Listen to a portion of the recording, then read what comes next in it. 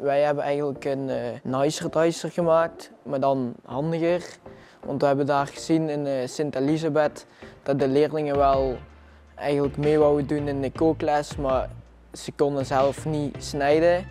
En dan hadden ze zelf zo dit ding, de Nicer Dicer zelf, maar daar hadden ze niet genoeg kracht voor om die zelf naar onder te duwen.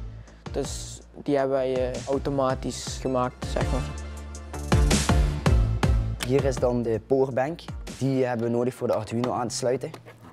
En deze hebben we nodig voor de stappenmotor aan te sluiten. Dus deze moet je dan insteken en deze moet je gewoon aanzetten en op het begin eigenlijk opladen. Dus je zet dan deze aan met de knop. Daarna drukt de leerling deze 2 knoppen in en daarna begint hij eigenlijk te werken. Een van de zaken waar we rekening mee moesten houden is veiligheid.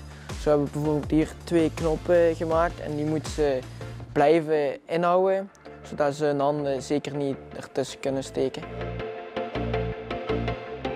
Ja, het moeilijkste was het in elkaar zetten van de pers en het installeren op de stappenmotor. Het voorbeeld hebben we uit een 3D-print gehaald. Er waren heel veel stukjes die apart moesten geleverd worden en als er dan eentje, zo zal ik zeggen, een millimeter al veranderd was, dan klopt het al helemaal niet meer.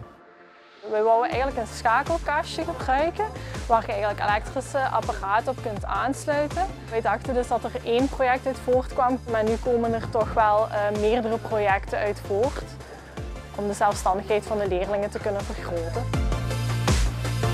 Ik vond het leukste eigenlijk het in elkaar zetten en het maken, alle gaten boren en zo. Het leukste wat ik vond deze periode was het tekenen op Onshape.